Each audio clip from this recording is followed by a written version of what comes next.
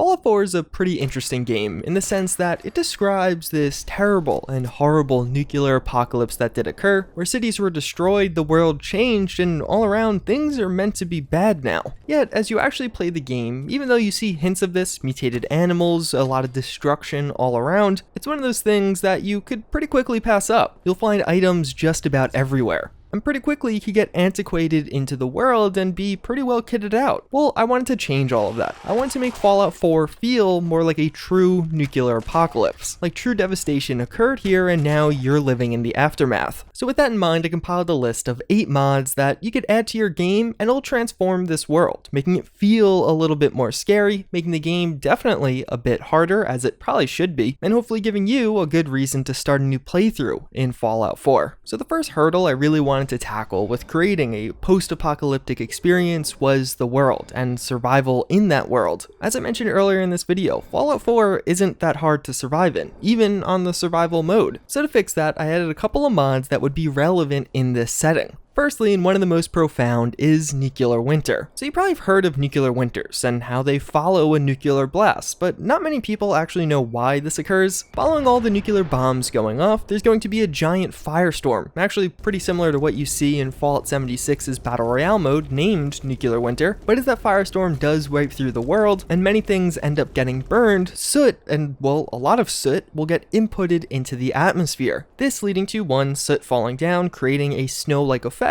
but also in reality lowering the global temperature because less sunlight gets through to the world. This will have a massive impact, and although maybe 200 years later things wouldn't be quite as cold as we see in nuclear winter, taking some liberties here, you would expect a all-around colder environment following a nuclear apocalypse. And thus, that's what the nuclear winter mod for Fallout 4 is going to do, and really force you to survive in it. Plus it just fits in all around with the survival theme of this video. So with the nuclear winter mod installed, what you're going to have to do now is really worry about your temperature and the temperature of the things that you're using to survive. You have to maintain your core body temp, and if you don't, you'll get certain debuffs to your character. You could do this by actually using things that'll warm you up, such as hand warmers or warm foods, or alternatively by actually wearing warm clothes. Now all of the items in the game will have an insulation value associated with it, or even just standing next to a heat source. One of the main reasons I wanted to include this mod is it actually makes it so the environment and the current conditions, whether it be rain, snow, wind, not wind, have an impact on you, the character. It affects your survivability. And in my eyes, it's almost like you're feeling the results, the impact of that nuclear apocalypse a little bit more personally, not just in your encounters with others. But another mod that will enhance this aspect of the game, one you actually might already be familiar with, is Gas Masks of the Wasteland. This mod's actually pretty simple. If you're wandering outside in Fallout 4, you will have to wear a gas mask and actually tend to the filters of that gas mask. The surrounding area just received a massive dosage of radiation, and still the air isn't healthy to breathe. But one big caveat with these gas masks is they're not just a blank check. Just because you're wearing one doesn't mean you're safe. The gas masks are going to have filters that you use up and will have to replace. You can find filters from enemies who are also all wearing gas masks because they also need them for survival. But even beyond that, your gas mask can get damaged and break. You'll have to maintain this thing, repair it, and potentially even keep an extra on you at all times. Really taking these two mods together, it makes it so Fallout 4 has more of a survival against the elements. In a nuclear apocalypse, it's not just the other creatures or other people that are dangerous, but the world. And I think these two mods will convey that after you install them. Before you just go out to do a quest, you're going to have to plan quite a bit more. Make sure you have the required supplies, and especially at the early game, you're going to really struggle with this. It's not meant to be an easy place to live in. But one other mod to actually change up the world and make it a bit more scary, even though it's not going to damage you directly, is nuclear weather. This is going to add in 8 new weather types into Fallout 4, all of them being nuclear themed. And one of the things that really makes this mod stand out compared to some of the other is how extreme it is. Nuclear blasts going off around you and even just in your general area isn't something to just write off. The climate will be permanently changed for that area, and I think this mod's going to convey that. When you get one of these unique weather types, you'll know it because it'll totally change the feel and vibe of the game. Even beyond that, several of these weathers are true to form and true to life. If there really was a nuclear apocalypse, this is what you'd see in the sky. Some of the weathers are a little bit more out there, but they're not too different, and they definitely still fit in with the realm of Fallout 4 and the sci-fi nature of it. But of course, one of the most significant and notable parts of a nuclear apocalypse is the radiation that comes from it.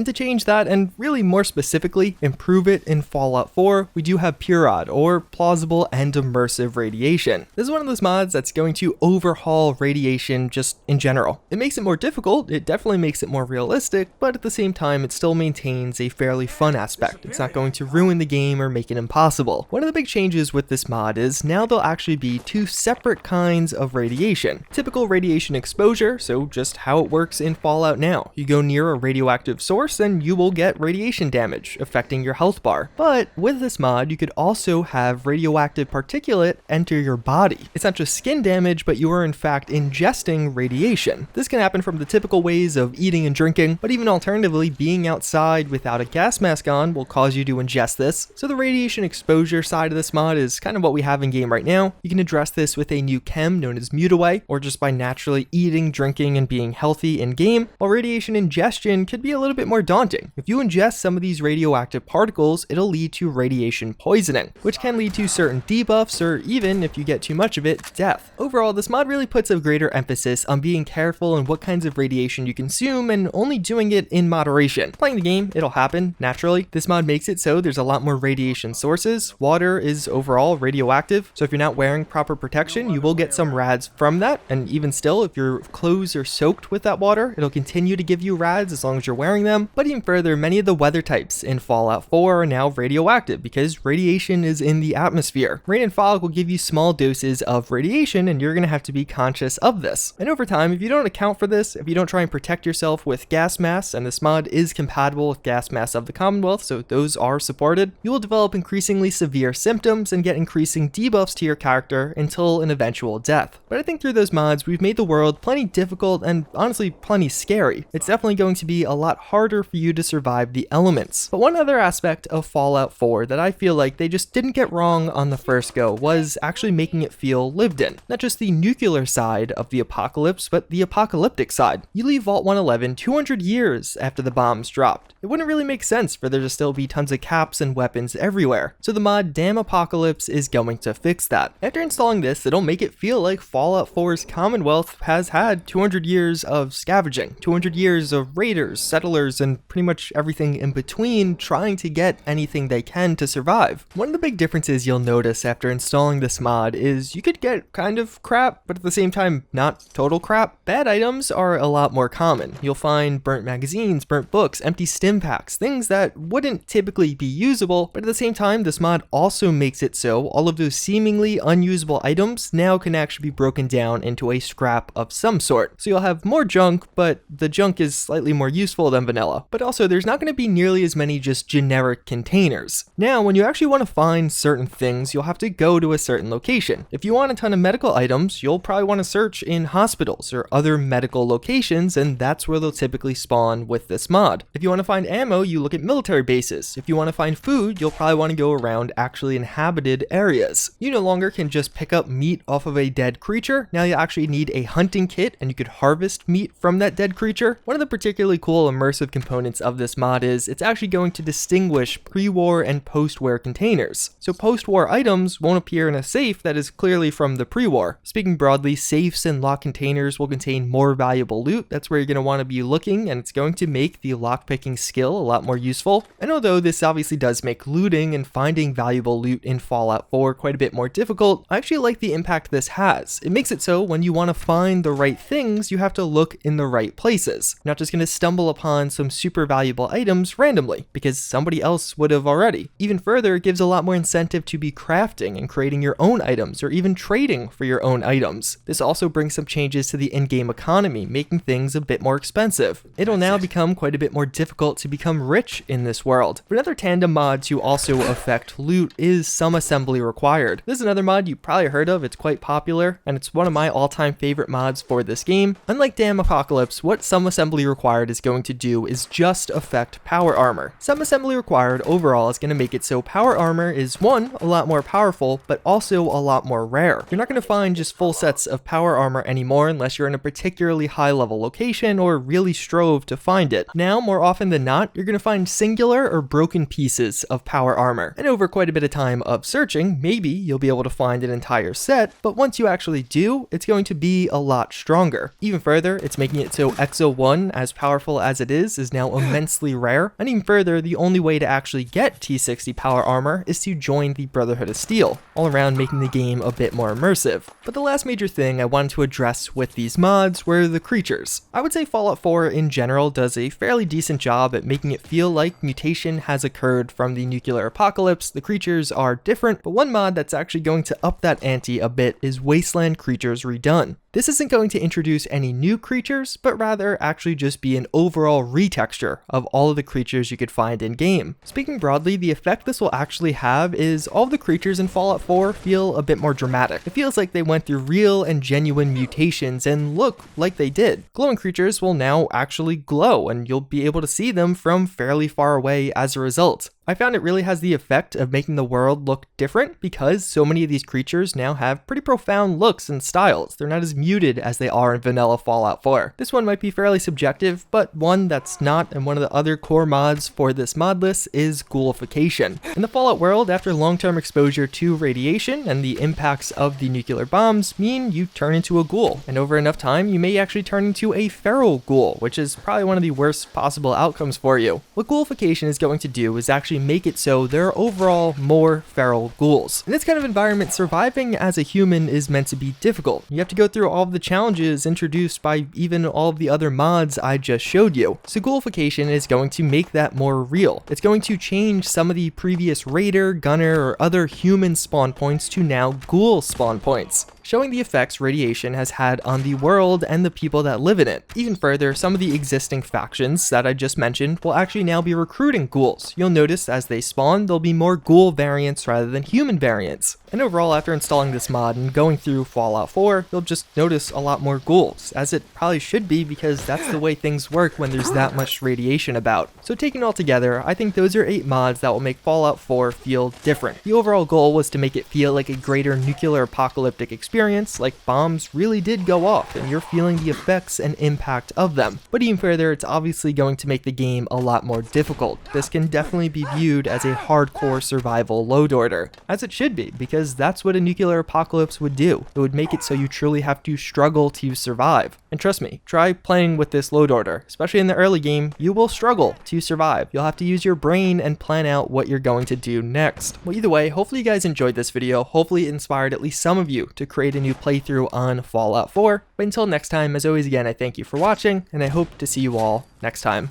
Later.